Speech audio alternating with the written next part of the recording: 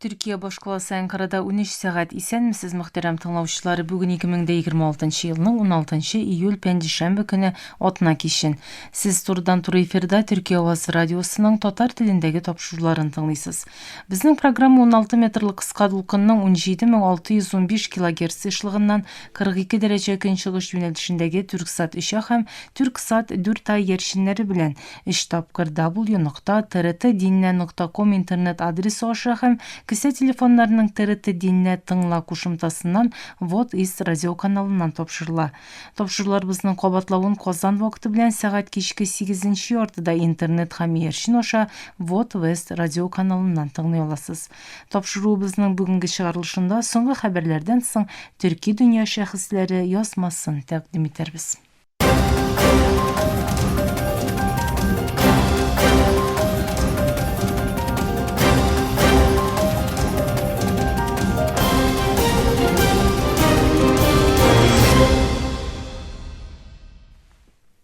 Соңгы хәбәрләр.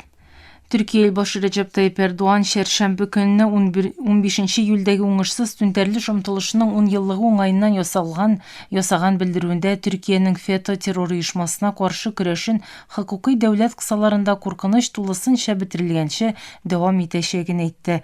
Анкарада 15 июльнең 10 еллыгы ихтияр безнеке, җиңү безнеке дип аталган иске алу чарасында чыгыш ясаган Эрдоğan түнтәрлеш омтылышында һәлак булган 253 кешене һәм яраланган меңләгән кешене иске алды. Түнтәрлешләргә каршы торганнарны мактады. Эрдоğan FETÖ бар, шуңа күрә FETÖгә каршы көрәш дәвам итәчәк. Куркыныч тулысынча бетерелгәнче без FETÖгә каршы көрәшебезне хокукый дәүләт кысаларында сабырлык белән дәвам итәчәкбез, диде. Владимир Зеленский Украина Көньяк Көнчыгыш Авропа саммитында катнашыр өчен Украинага килгән Авропа Берлеге комиссиясе башлыгы Урсула фон дер Ляйен белән матбугат очрашуы оештырды. 2022 елның февралендә Русия-Украина сугышы башланганнан бирле иленә күрсәткән ярдәмнәре өчен Авропа Берлегенә рәхмәт белдергән Зеленский сәясәт һәм саклану өлкәсендәге ярдәмнәрнең үзләре өчен зур әһәмияткә ия булуын әйтте. Иленең Авропа Берлеге белән интеграция барышына да тукталган Зеленский бүген Авропадагы һәркем бер үк фикердә, без бу берлеккә тулы хокуклы әгъза булырга лаекбыз, диде. Зеленский Авропа Берлегенең Русиягә каршы 21-нче санкциялар пакетын раславын көтүләрен җиткереп, уртак басым Авропа һәм АКШ белән хезмәттәшлегебез һәм халкыбыз ярдәме белән мин тынычлыкка ирешәчәгебезгә тулысынча ышанам. Бергәләп без бердәм һәм көчле Авропада тынычлыкта яшәячәкбез, диде. АКШның үзәк командирлыгы Сентком Иранга каршы соңгы һава һөҗүмнәренең тәмамлануын ачыклады. Сентком X каналындагы белдерүендә АКШ көчләре 15 июльдә кичке 9 сәгатьтә Иранга каршы һава һөҗүмнәренең тәмамлануын әйтте.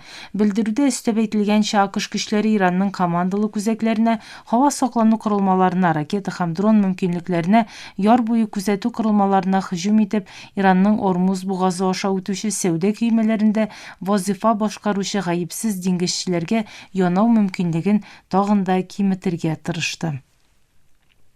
Русиянең дәүләт атом төш ширкәте Росатом җитәкчесе Алексей Лихачев Русия контролендәге Запорожье атом төш станциясының өлкән инженеры Украина дроннары һөҗүме нәтиҗәсендә станция янында һәлак булуы турында белдерде. Лихачев чәршәмбе көнне Украина дроннары станция мәйданчыгы белән Энергодар шәһәре арасындагы хезмәт машинасына төшүен, нәтиҗәдә инженер Александр Яковлев һәм машина йөртүчесенең үлүен җиткерде. Русия көчләре 2022 елда Русиянең Украинага бәреп керүенең беренче атналарында Украинаның көньяк көнчыгышында 6 реакторлы Авропаның иң зур атом төш станциясе булган Запорожье контролен үз кулларына алган иде.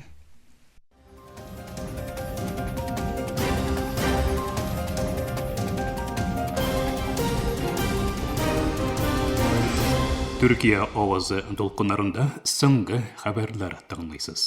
АКШ вице-президенти Джеймс Дэвид Венс Израильнең АКШта җәмәгатьчелек фикере сугышында оттыруын әйтте һәм ул бу сүзләрнең ил башы Дональд Трамп тарафыннан да ачыктан-ачык әйтелгән сүзләргә туры килүен белдерде. Венс чит ил хөкүмәтләренең еш кына АКШ сәясәтен формалаштырырга тырышуларын әйтте. Ул борчылу Америка җитәкчеләренең тышкы йогынтыларга үз карарларына тәэсир итәргә рөхсәт итүеннән килеп чыга дип кисәтте. Ул шулай ук Иран белән сөйләшүләрне өзү өчен чит ил йогынтысы компаниясе финанслана дип өстәде.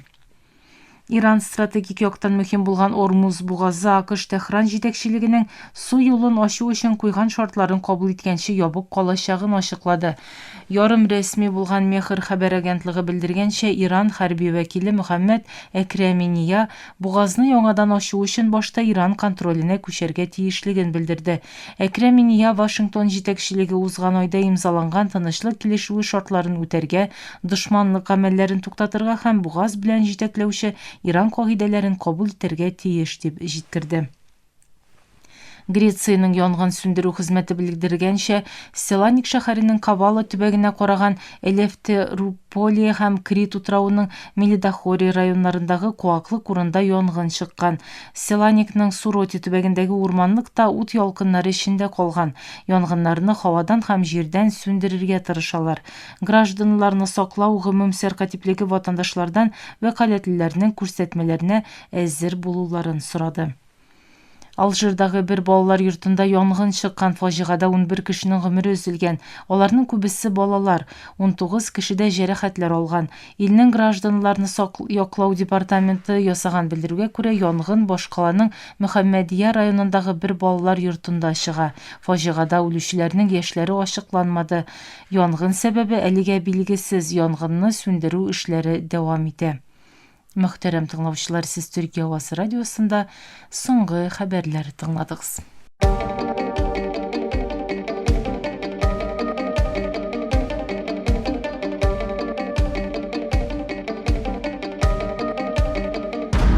Төркия Авасы радиосы һәр вакыттагыча яныгызда.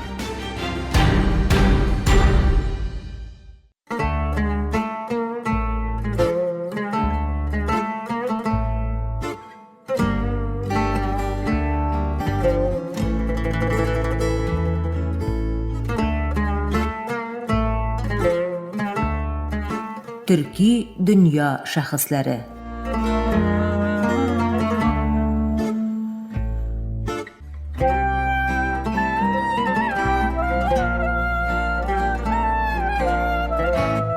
Мөхтәрәм тыңлаучылар, бүгенге тапшыруыбызда игътибарыгызга халыкара мөнәсәбәтләр белгече фәннәр докторы Җәмил Дуа Чипәкнең татарларның ятим шагыйре Габдулла Тукай исемле аңлатмасын тәкъдим итәбез.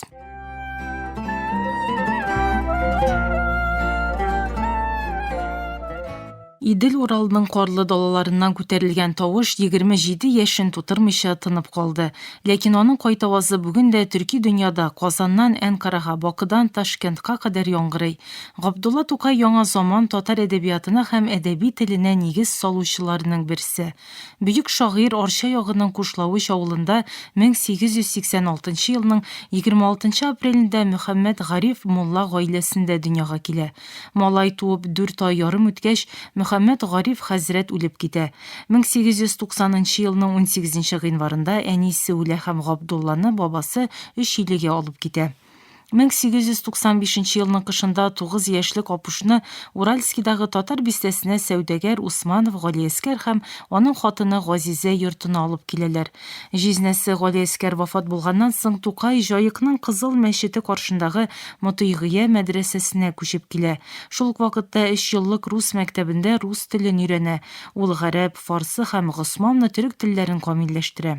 Көнчыгыш әдәбиятыннан тыш ул Пушкин, Лермонтов һәм Крылов әсәрләрендә укыган. Госман әдәбияты һәм төрек теле белән реформист иммигрант Әбделвәли һәм Хуҗа улы Камил Мути ярдәмендә таныша. 1905 елгы инкыйлап китергән матбугатның чагыштырма шәйреге Тукай тормышында борылыш ноктасы була. Камил Мути нигез салган басмаханәдә хәреф җыючы булып эшләгәндә ул Фикер газетында, Әл-Әсрул Җәдид журналында һәм Уклар сатирик журналында мәкаләләр бастыра. 1907 елның көзендә ул Казанга күченә. Фатих Әмирхан, Галиәскәр Камал һәм Сәгыйть Рәмиев кебек татар зыялылары белән бергә Әл-Ихлас газетын, Яшен һәм Ялт-Йолт сатирик журналларын чыгара. 214тән артык шигыреннән тыш ул мәкаләләр, хикәяләр, әкиятләр һәм тәрҗемәләр дә яза. Бу авыр хезмәтнең барысы да ярлылык һәм авырулар белән үрелеп бара. Казанның индустриаль климаты балачак ярлылыгы белән бергә аның туберкулез белән кабат авыруына китерә. Петербург, Уфа һәм Троицк шәһәрләренә сәяхәтләре дәвалану китерми. 1913 елның 15 апрелендә ул 27 яшенә 11 көн кала Клячкин хастаханәсендә вафат була. Аның җаназасында Казан урамнары хушлашырга килгән меңләгән кеше белән тула.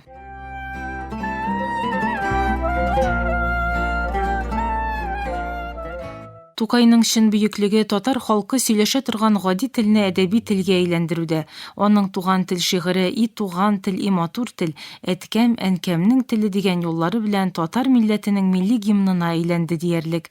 Ул бүгенге көндә дә барлык рәсми тантаналарның ачылышында укыла.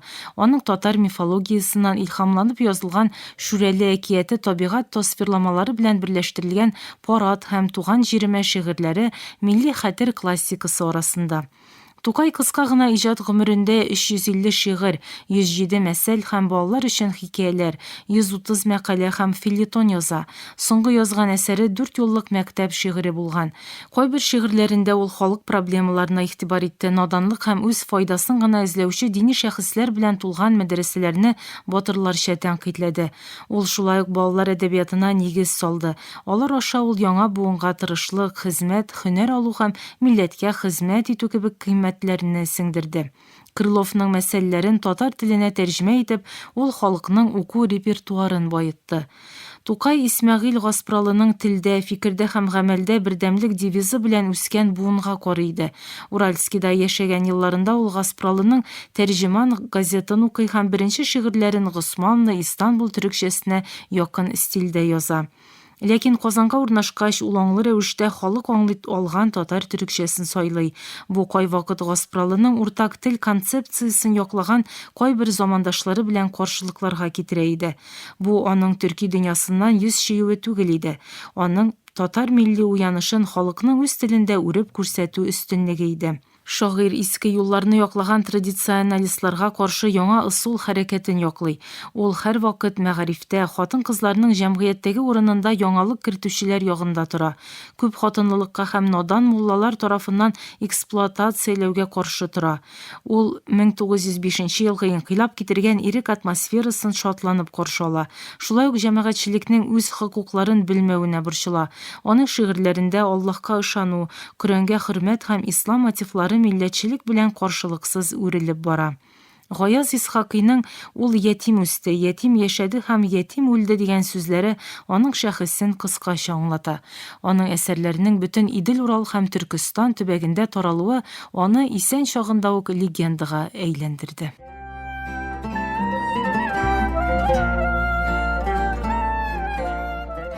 Күченеп килгән татар халкы балалары чемоданнарына 2 китап куйганнар диләр: Коръән һәм Тукай.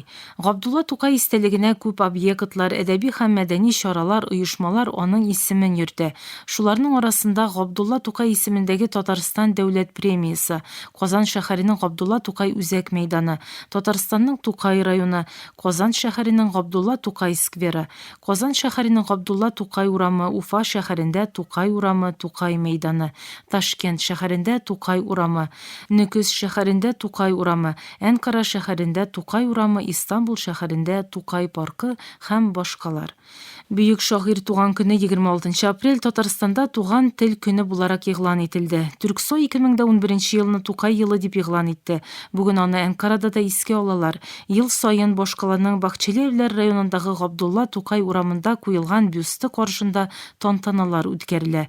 Аның әсәрләре казак, кыргыз, үзбек, башкорт, кырым-татар, уйгыр, чуаш һәм түрк телләренә тәрҗемә ителгән һәм 30-га якын башка телләргә дә тәрҗемәсе бар. Түрк шагыйре Мәхмәт Акифның Төркия өчен нәрсә аңлатканын белгән кешеләр өчен Тукайны тану җиңел. Ул да милләтнең вөҗданы, аның телен саклаучы, ятимнәр тавышы һәм киләчәк хәбәрчесе. Төрки дөньяның уртак әдәби мирасын аңларга теләгән һәр укучының китапханәсендә Тукайның шигырьләре китабы булырга тиеш. Чөнки ул әйткәнчә, шагыйрьләрнең каберләре милләт йөрәгендә.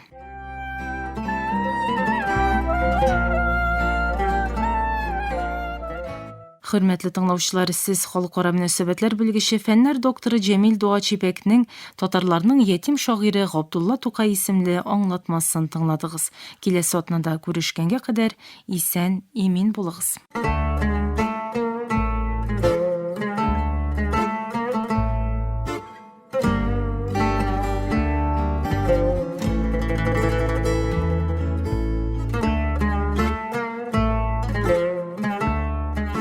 Төрки дөнья шәхесләре.